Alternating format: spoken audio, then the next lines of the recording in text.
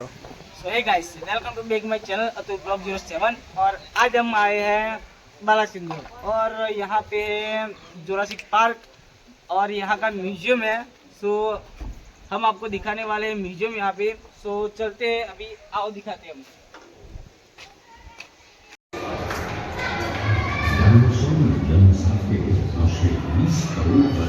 तो ये गाइस आप देख सकते हो 3D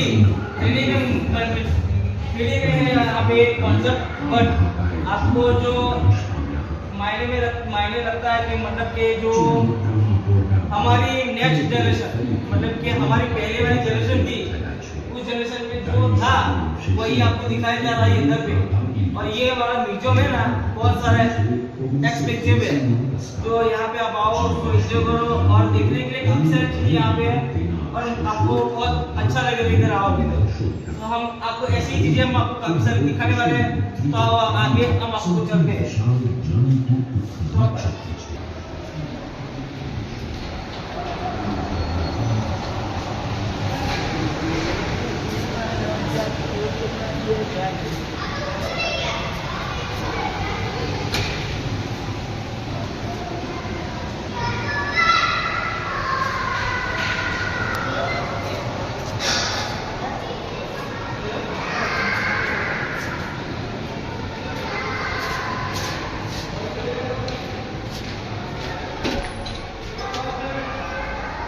सो गाइस, अभी हम आए थे थिएटर में। तो यहाँ पे अभी कुछ चालू नहीं है। तो अभी इधर कुछ हम आपको दिखा नहीं पा रहे, बट कोई बात नहीं है। सो आप देख सकते हो इधर का डेकोरेशन। और ये वो सबसे बड़ा थिएटर यहाँ का। तो भैया इधर अब सब बंद है ना? हाँ, तो मतलब શું મળે છે ડાયનાસોરની हिस्ट्री, मतलब કે ક્યાંથી ચાલુ થશે ક્યાંથી સમાપ્ત થશે એ ગાડી, मतलब કે શું સમાપ્ત ક્યાંથી સ્ટાર્ટ થશે, કઈ ઈસવીસન કઈથી ડાયનાસોરની મૂવી છે, કઈ મૂવી છે ગાડી, કઈ મૂવી કઈ છે ગાડી? હા, અહીંયા તો લાગશે, મને બી માલુમ નહીં ત્યાં ગાડી ચાલુ થશે, બટ કઈ મૂવી લાગશે એ ગાડી એમ થિયેટરમાં?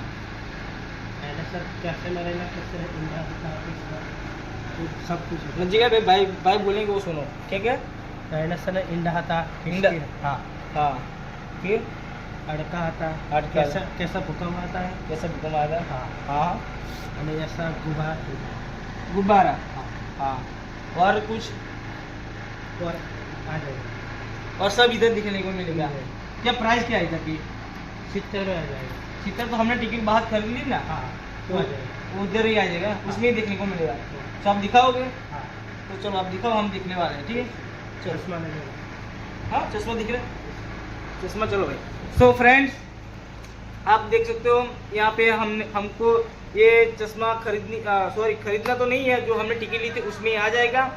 तो आप हमको दिखाने वाले हैं यहाँ पे थिएटर में। तो डायनासोर कैसे विलुप्त हुए थे और उसका क्या हुआ था, तो सबको दिखाने वाले हैं। तो आप ब्लॉग में लास्ट तक बने रहेगा, तो आपको सब दिखाने वाले हैं। चलो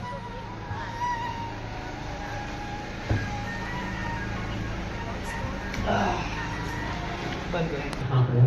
तो ये गाइस अभी स्टार्ट किया हुआ है, तो आप देखो आगे लास्ट तक देखना। आप जो हम आपको दिखाने वाले, जो हमको दिखाने वाले वो हम आपको दिखाने वाले, तो लास्ट तक एंड तक देखना। देखो आप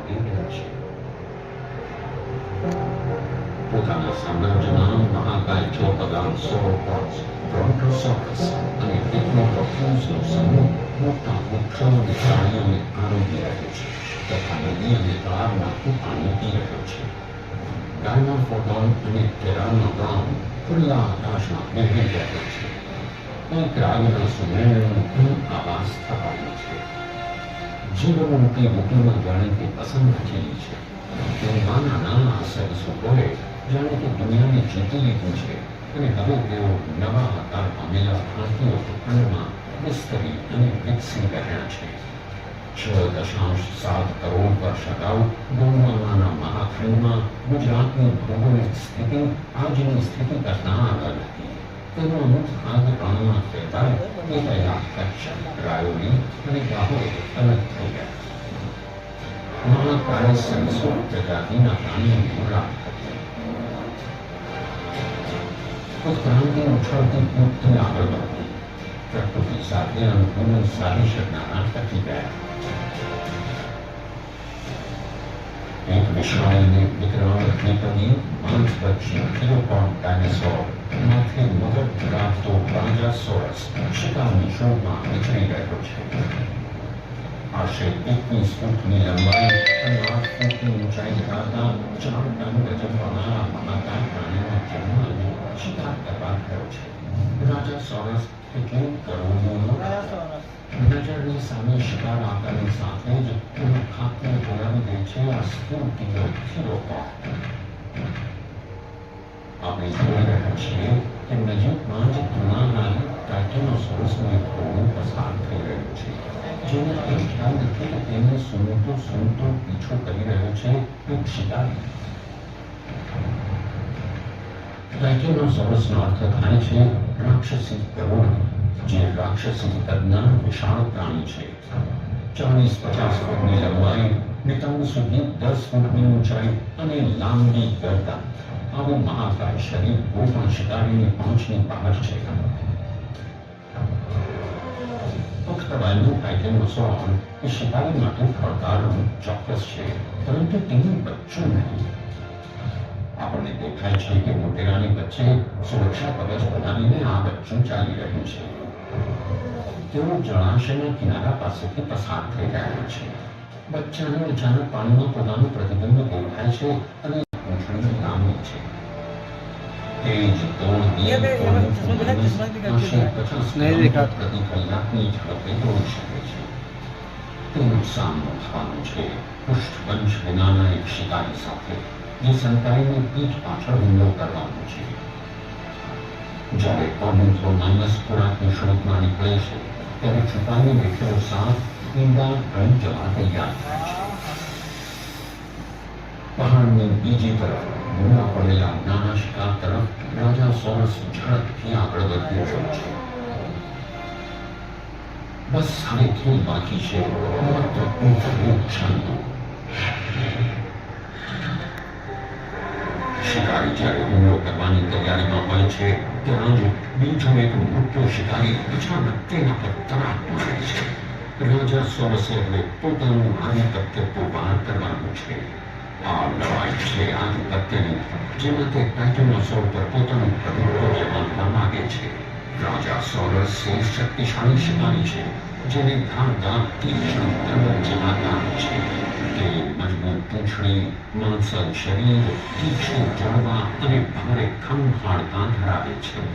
બ્રાન્ચોસોરસ એ બીજા રાજાસોરસની સાથે ટકરાઈ રહ્યો છે. પોતાનું સામ્રાજ્ય સ્થાપવા માટેનું આ યુદ્ધ છે, જેમાં ઊંટની હાર તો નિશ્ચિત છે. આ વિકરાળ સરીસૃપોએ સમગ્ર ભારતીય ઉપખંડમાં પોતાનું સામ્રાજ્ય જમાવ્યું છે. તે જીવનનો ભરપૂર આનંદ માણી રહ્યા છે. ડાયનોસોરની ઉત્ક્રાંતિની સાથે જીવન પણ વિકસવા લાગ્યું. એક તોતિંગ એસ્ટેરોઇડ પૃથ્વી તરફ ધસમસી રહ્યો છે. આપણા વાતાવરણમાં પ્રવેશતાની સાથે જ તે એક અગનગોળો બની ગયો. 35,000 ડિગ્રી તાપમાને તે લાખો સૂર્ય કરતાં વધુ તેજથી સળગી રહ્યો છે.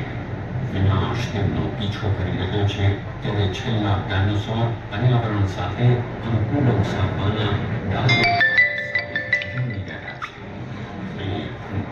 શિકારીઓ પોતાના શિકાર માટે યુદ્ધ કરી રહ્યા છે.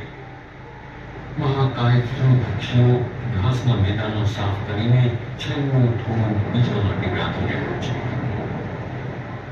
માતા ડાયનોસોર ખોરાકની શોધમાં નીકળી છે અને પ્રાગૈતિહાસિક સાપ તેના ઈંડા અને બચ્ચાને ખાઈ જવા તૈયાર થયો છે.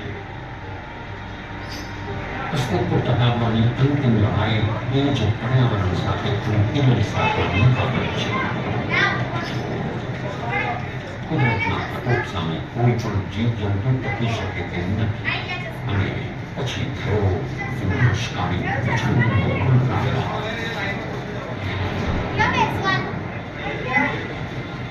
વિનાશની માત્ર એક ઘટના નથી, તે વર્ષો સુધી ચાલનારી તબક્કાવારની પ્રક્રિયા હતી. આ વિનાશકારી પરિણામની બજાય એક નવી દુનિયા, આ દુનિયાની રચનામાં લાખો વર્ષ વીત્યા. આજે એ ઐતિહાસિક ધરતી પર વસે છે એક ઉત્સાહી સમાજ અને એ સમૃદ્ધ રાજ્ય છે ગુજરાત. કલ્પના કરો કે આની ગુજરાતની ધરા છે જ્યાં મહાકાય સંસ્કૃતિનું સામ્રાજ્ય હતું. આ ધરતીના પેટાળમાં અત્યારે માત્ર તેમના જીવાશ્મ ધરવાયેલા છે. આ દરેક જીવાશ્મ એ તેમની ઉત્ક્રાંતિ અને વિનાશના ભૂતકાળના અનન્ય ખજાનાનું ચાર છે. દરેક જીવાશ્મ એ અતિ પ્રાચીન સમયને જાણવાનું ઉત્તમ છે. ડાયનોસોરના આ સામ્રાજ્યના યુગમાં સફર કરવાનું સાધન છે.